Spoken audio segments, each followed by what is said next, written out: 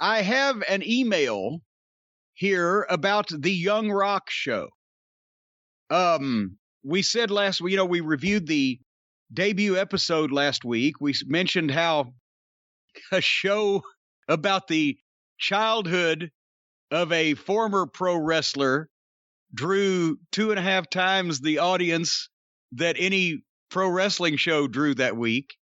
And I guess episode 2 was down some in the ratings, so it only drew about 1.75 times what any other wrestling show drew that week. But one of the listeners sent an email because we'd asked the question.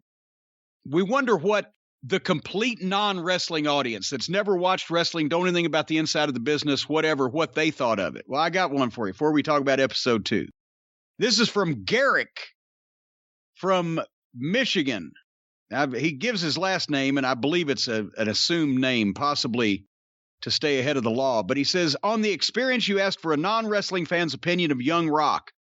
My wife of 20 years dislikes wrestling and combat sports, but absolutely loved the wrestling side of Young Rock as it reminded her of her childhood. My wife grew up alongside carnies in the 80s and 90s. The family business was selling posters, T-shirts, and various doodads at fairs, carnivals, and craft shows. It was an all-cash business with lots of shady promoters, bootleg goods, and handshake deals. It was a very exclusive community with a social hierarchy and code words used around outsiders. This sounds familiar. For example, you never talk about your product suppliers in public. That guy behind you at McDonald's, his sister's neighbor might use that information to weasel in on your business. Her late father was the spitting image of Hillbilly Jim and lived the huckster gimmick 24/7. He was the only person I've ever met that was both totally full of shit and completely trustworthy and dependable at the same time. Being a kid coloring a picture on the floor while the adults drink and talk inside her shop, that's how she grew up and really enjoyed seeing that on TV. So now we know how the non-wrestling but inside carny audience feels about the Young Rock. But it's still maybe, I'm not sure a lot of people had the experience growing up around the carny folks either, though. So we're still, I want something from a pure, undiluted, uncontaminated source. You know what I mean? I guess. Okay, I've been waiting to talk to you about this. We didn't say anything to each other before we went on the air because I have a feeling when I saw that first scene of Young Rock that Nature Boy Ric Flair is calling up John Taylor, if John Taylor is still indeed Ric Flair's lawyer. And he's going to sue that production company. It looked more like Griff Garrison than Ric Flair. Where the everybody else looks halfway decent, and they made Flair to be a fucking anorexia victim. What happened there? Looked like Terror Horizon when Paul Levesque first showed up in WCW. That's skinny. Yeah. He was still 20 or 30 pounds bigger than this guy. Even on his skinny days. The fuck? That I couldn't unsee it after I saw it. I'm like, when the fuck did Ric Flair weigh 195 pounds? When did he wrestle Rocky Johnson during that era? Rocky in the Carolinas was Sweet Ebony Diamond. Well, now you're going way too far into details. This is the problem. I know. But no, here's the thing. I mentioned there's things I like about Young, and I love the 80s soundtrack. And besides the Flair actor, we had this discussion last week as to whether the historians in us are like, wait a minute, that couldn't have happened, or that's not correct, or whatever. But he said he's taking license with some of the stories from his childhood. I want verification from one of our wrestling results researchers out there that Rocky Johnson pinned Roddy Piper in 1984 in the WWF. I need verification on that. Well, to be honest, they carefully got around to actually saying that was the finish. You saw the 1, the 2, and then they cut to Rocky. Well, that's and he was saying, and 3, and I beat. Same thing with Flair. Yeah. It was, you saw the 1, the 2, and then it was Rocky saying, and then it was 3, and I beat him. Yeah.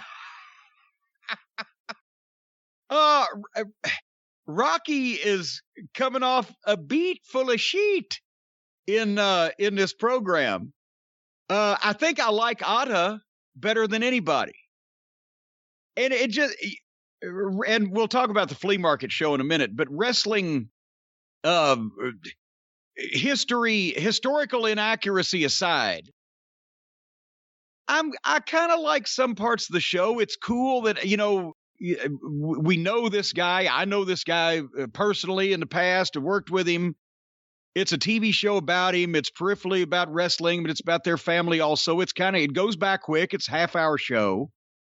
It's not Seinfeld. It's not Always Sunny. It's not a pure comedy show because they have the feel-good moments and the family bond and interaction and all that heartwarming horse shit. But they've also got the comedy part. And I like Rock's intros, actually the best part of the show, I think. I'm not sure how I feel about the fucking newscaster guy. I think that's the worst. The worst part of the show is the newscaster guy and the whole Rock running for president in the future thing. If it was just Dwayne Johnson saying, here are memories and stories from my childhood, and giving little funny, interludes in between the scenes, that'd be one thing. But the whole running for president thing being an ongoing gag, and that newscaster guy sucks.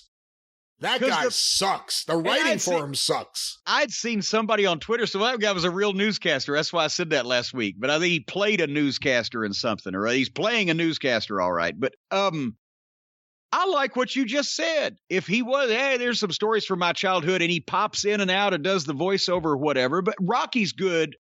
The Rock is good at everything he does, whether it be delivering the lines or, the little offhand asides or whatever. I'm not sure, as you said, about the premise of him running for president. I thought that was the way they started the series, but I guess it's going to be the open of each week now.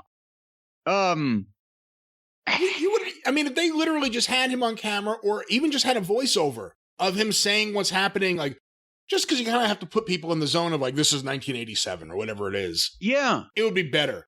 There are shows I love, like Mad Men and The Sopranos, but there are elements, not to compare Young Rock to Mad Men or The Sopranos, but I think Mad Men would have been better without the whole Don Draper, who is he really? He stole someone's identity thing. And I think Sopranos would have been better without Dr. Melfi, without the whole going to the shrink thing, just as a look at the North Jersey mafia, alleged mafia. It's a Hollywood thing. Allegedly. Never been any proof of this, but go ahead. But I think the same thing with this show. The whole Rock running for president, sitting down with this really shticky, bad newscaster wannabe guy, that drags the show down. And then when Rocky's campaign guy comes in, don't talk about stealing. Oh, that goof too. Yeah, that's the worst part of the show. The worst part of the show is everything that's not Young Rock. I got to talk about the flea market show. I know they're Hollywooding things up, but wouldn't it have made the same point if they had showed an actual, what could have looked like an actual spot show at a flea market from 87 instead of, because there's never been, well, I won't say never. And I'm sure probably in Eastern Kentucky or over in West Virginia somewhere this has happened. But in those days especially, you didn't set the ring up in between the flea market booths.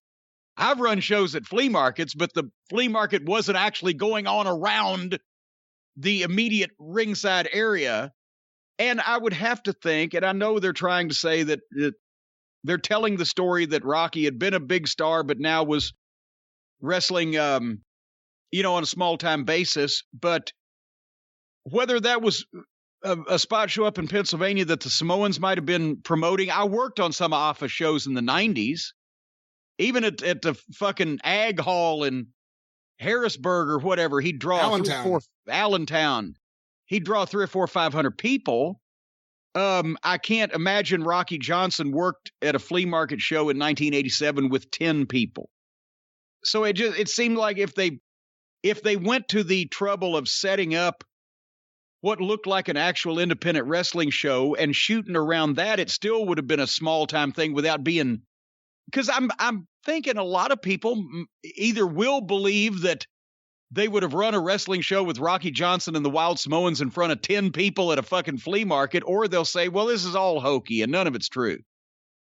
He could have run a show, the legitimate show he might have been at might have had 400 people in a fucking, cattle barn at the fairgrounds, and it would have still looked low key, but it would have been more, or low budget, but it's still been more true to life. I don't know. Yeah, speaking of low budget, who was the guy that had playing the promoter? Well, yeah, that was another thing, because he said that young Rock said Rocky Johnson was doing a favor for his uncles, but then there was another promoter that stiffed him on money. Well, then I got a feeling if that had happened, the Samoans would have eaten the fucking promoter's face. Usually it was... Anyway, I don't know, but we'll see. We'll see how this continues to move along. Rocky not coming off well, Rocky Johnson.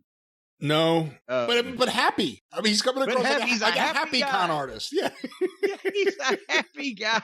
He's seen all those pictures of Rocky smiling and think, well, he must have had permagrin. If that Ric Flair didn't suck so bad, I'd probably be offended by the Roddy Piper they had. The Piper didn't look too far off. Like I said, if they didn't have that flair there, I think it would have stood out a little more. That was to take all the heat right off the top of the of the show. Because then when they had the fucking guy that he worked with at the flea market, what was it, the Seagull or whatever? Yeah, who was looking like that in 1987, even in indie wrestling? No, nobody, but possibly they had costumes left over from the Always Sunny episode where they did the wrestling show with Roddy Piper, and then they were dressed, Mac and Charlie and Dennis were dressed up as the Birds of War. That's right. But I'll tell you what, folks, here's one thing that I can guarantee you. If you want to run a wrestling show at a flea market in front of 10 people or run a company that's generating hundreds of millions of dollars, the one thing that you need to do from the outhouse to the penthouse is keep track of your finances. You don't want to let QuickBooks and spreadsheets slow you down. It's time to upgrade to NetSuite. Stop paying for multiple systems that don't give you the information that you need when you need it. I hate having to call Featherbottom or Kippelman or Sharknado for my information. I want it right where I need it. You can ditch the spreadsheets and all the software you've outgrown, and you can upgrade to NetSuite by Oracle, which is the world's #1 cloud business system. If you want to get in the cloud business or any other kind of business, you need NetSuite by Oracle, because NetSuite gives you visibility and control over your financials, HR, inventory, e-commerce, and more, everything you need all in one place so you can save time and money. Join the over 24,000 companies using NetSuite right now, folks. Let NetSuite show you how they'll benefit your business with a free product tour. Go to netsuite.com, netsuite.com/JCE, netsuite.com/JCE, and schedule your free product tour right now, folks. NetSuite. It's GMO free also. Did you know that, Brian? I don't think there's any GMOs involved with NetSuite. No GMOs involved in NetSuite because they're on top of their business. You know, some of these products that we have to tell people that there's no, because I didn't know what GMO was until somebody, a guy named Bruce, as a matter of fact, sent me this email. The answer to your question, what the fuck is GMO? GMO is a genetically modified organism.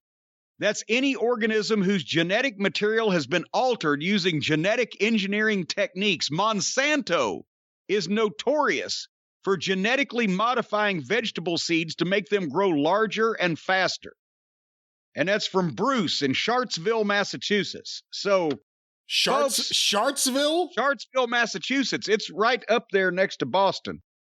So, folks, we only advertise GMO-free products here on The Experience, and NetSuite by Oracle is one of them. Folks, netsuite.com/JCE.